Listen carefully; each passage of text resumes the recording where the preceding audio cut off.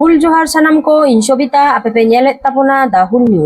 News ᱨᱮ ᱥᱟᱱᱟᱢ ᱠᱚᱣᱟᱜ ᱥᱟᱹᱜᱩᱱ ᱫᱟᱨᱟᱢ। ᱛᱤᱦᱤᱧᱟᱜ ᱠᱷᱚᱵᱚᱨ ᱫᱚ ᱦᱩᱭᱩᱜ ᱠᱟᱱᱟ ᱵᱚᱨᱫᱷᱚᱢᱟᱱ ᱡᱤᱞᱟ ᱡᱟᱦᱮᱨ ᱨᱮᱱ ᱛᱤᱨᱞᱟᱹ ᱦᱚᱯᱚᱱ ᱠᱚᱣᱟᱜ ᱠᱩᱨᱩᱢᱩᱴᱩ ᱛᱮ ᱯᱟᱨᱚᱢᱮᱱ 30 ᱡᱩᱱ 2024 ᱦᱩᱞ ᱢᱟᱦᱟ ᱩᱭᱦᱟᱹᱨ ᱛᱮ ᱵᱚᱨᱫᱷᱚᱢᱟᱱ ᱡᱤᱞᱟ ᱡᱟᱦᱮᱨ ᱨᱩᱥᱤᱠᱟ ᱵᱟᱠᱷᱳᱞ ᱠᱚᱢᱤউᱱᱤᱴᱤ ᱦᱚᱞ ᱨᱮ ᱵᱞᱟᱰ ᱰᱳनेᱥᱚᱱ ᱠᱮম্ᱯ ᱟᱹᱰᱤ ᱱᱟᱭ ᱱᱟᱯᱟᱭ ᱛᱮ ᱥᱟᱹᱠᱷᱤ ᱥᱚᱵᱷᱟᱭᱮᱱᱟ। 70 ᱠᱷᱚᱱᱟᱜ 80 জন লেখা ডোনার কো তাহে কানা কিন্তু টার্গেট 50 ইউনিট তাহে খাতির 53 ইউনিট ব্লাড এম হুইয়েনা। ডোনার কো জাহের পাহটা খন মিটচাং কাতে উল দারে আর চাতম এম হুইয়েনা। সিধু কানু চাঁদ ভৈরব ফুলো ঝানো তেকো দो दिसम लगित मायांग को एम लेदा और तेहेñ बर्धमान जिला जाहेर रेन तिरले हपन को सानाम कोआ सहिते मायांग संचाव तालाते हुल माहा को मनाव किदा। हुल माहा रे मायांग दान इदी काते बर्धमान जिला जाहेर रेन मिद तिरले चेत कोई लई किदा देलाबन आंजम गद लेगे। जोहार गे इन देवदास जोहार सोरेन गे। दा हुल न्यूज खना इन मेनेदा इन की फुलमणि टुडू संग इन रपड़ कना। हाँ फुलमणि टुडू साथ गिन रपड़ कदा। अच्छा जोहार गे आर मिदा दोहड़ा ते हुल माहा रे नेलेना बर्धमान जाहेर रे मिटेन बर्धमान जाहेर पास्ता से खन आर कामी होरा को पे साब ले ताबोना मायांग दान रेना से मायांग एम रेना आरो नोआ बखरा ते मी बार कथा लई ताबोन में ओका लेका रे पे उयहर भावना किदा जे मायांग दान लक्ति कना से आपे को हर को तिरले को आपे पे लहा हेजना नोआ बखरा। अच्छा এখন উইহর না কথা ᱫᱚ ᱦᱩᱭᱩᱜ ᱠᱟᱱᱟ যেহেতু 30 জুন হুল মাহা আবো মানাও দা সেই খাতির তে সানাম হল গিবন মানাওয়া যে কোনো উদ্দেশ্য খাতির এবারে আলে তিরলে হপনাᱜ ᱫᱚ এমনি প্রোগ্রাম লে চালাআ বাবা তা কো হওয়ালিয়া ওনা প্রোগ্রাম লে অংশগ্রহণা নিজের মতো রে তাহানা কিন্তু আলিয়া যে নিজস্ব মিটি অগ্রাধিকার বাংখান ᱫᱚ নিজেরা যে জাহানাত লে কামি দাঁড়াᱜᱼᱟ সে জাহানাত কামি লে রাকাব দাঁড়াᱜᱼা যে আলে মিটি ইচ্ছা ওনা ইচ্ছা খাতির খন গে মোটামুটি উইহর লিদারে যে আবো যদি 30 জুন হুল মাহা দিবস উপলক্ষে মিটিং রক্তদান শিবির মন আয়োজন লেখান সাথে হয়তো বাবা দাদা কো গড়াবো না হ্যাঁ বাইরে রেন হর হর কো হিজুआ আর নন্ডে রেন হর হর কো তাহানা কিন্তু বেশিরভাগ কামি দো কো করাবা তিরলে হপন মানে আয়ো তাকোয়া কি কামি দো আর ঝত জায়গা রেগি আবো দো বাবা তাকোয়া তি সাব কাতে বন চালা বাহান কোড়া হপনা তি সাব কাতে বাংখান দো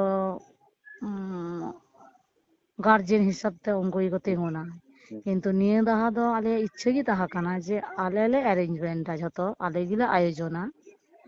আলে গি ডোনার লে পাঞ্জা কোয়া আপে কটি সঙ্গ আলে পে আর কি যে মিটি প্রোগ্রাম লে তৈরিয়া চেত কা কাতে লে লাহা দা আছে বাং দেখি আলে কুরুমুটুতে চেত কালে কামি দা আর কি ওনা উদ্দেশ্য খাতির গে নংকানা মিটি ছোটখাটো কামি আর কি নিয়ে তো বিশাল কিছু তো বাং কানা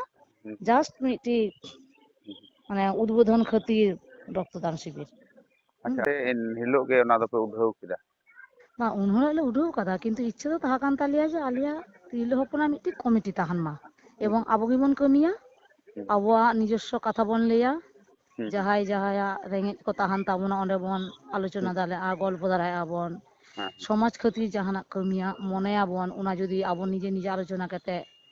পাসনাও কাতে যদি কামিতে লাহা কাতে বন চালাও দাঁড়াক কান ওনা গে আর কি মিটি উদ্দেশ্য তো তাহলে তাহলে তাহলে নাদ মা আদি মারাং দান কানা মায়াং বাং nyamuk kana বিভিন্ন জায়গা রে আবো বন নেলেदा नौकाना मिटेन पे कमी किदा इन पास्ता से खन हो आपे सनाम हर सनाम तिरले को सनाम गोगो हर को कुड़ी गिदरे को सारहाव मेनखान हुल माहा रे आर मिटेन कुकली दो हुल माहा रे नेलो काना जे आयमा जायगा रे दोमे को एने सेरेन किदा आदो आपे फुल जाहिर गान रे हाय आपे ओका लेका पे नेलेदा नो एने सेरेन को ऑर्केस्ट्रा को छापल को। আচ্ছা নিয়ে তো হুᱭᱩᱜ ᱠᱟᱱᱟ ᱟᱵᱚᱣᱟᱜ প্রত্যেকটি সান্তার জাতি মানমি যত হর মেনাᱜ বোনা নিয়ে চিন্তা ভাবনা তো প্রত্যেক হরাᱜ ᱜᱮ ᱞᱟᱜᱟᱣᱟ আর কি মানে শুধু তিরলে হপন ᱫᱚ ᱵᱟᱝ নিয়ে ᱫᱚ আয়ো বাবা তাকো যত হর জীবন চিন্তা ভাবনা লেখান মিটি জিনিস ᱧᱮᱞᱚᱜ ᱠᱟᱱᱟ ᱚᱱᱟ ᱫᱚ ᱦᱩᱭᱩᱜ ᱠᱟᱱᱟ আবো সমাজ রে নিতার কো গিদরা বেশিরভাগ গে ᱦᱩᱭᱩᱜ ᱠᱟᱱᱟ ᱠᱚ সোশ্যাল মিডিয়ার সাথে যুক্ত যেহেতু সোশ্যাল মিডিয়ার সাথে বেশিরভাগ নিয়ে তো অন্যরকম কমি তো আলে তো সমাজ খাতির বাংখান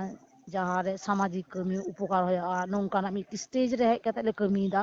আলে হয়তো নিয়ে তো খুব যে ভাগে তারা ᱧᱮᱞ ᱫᱟ তা কিন্তু ᱵᱟᱝ ᱦᱩᱸ ᱱᱮᱛᱟᱨ ᱠᱚ ᱜᱤᱫᱽᱨᱟᱹ ᱫᱚ ᱵᱮᱥᱤᱨ ᱵᱷᱟᱜ ᱡᱮᱦᱮᱛু ᱥᱳᱥᱟᱞ ᱢᱤᱰᱤয়া ᱥᱟᱶᱛᱮ ᱡᱩᱠᱛᱚ ᱩᱱᱠᱩ ᱫᱚᱠᱚ ᱢᱚᱱᱮᱭᱮᱫᱟ ᱱᱤᱭᱟᱹ ᱜᱮ ᱦᱚᱭᱛᱳ ᱦᱩᱞ ᱫᱤᱵᱚᱥ ᱩᱯᱚᱞᱚᱠᱠᱷে ᱱᱚᱝᱠᱟᱱ ᱯᱨᱳᱜᱨᱟᱢ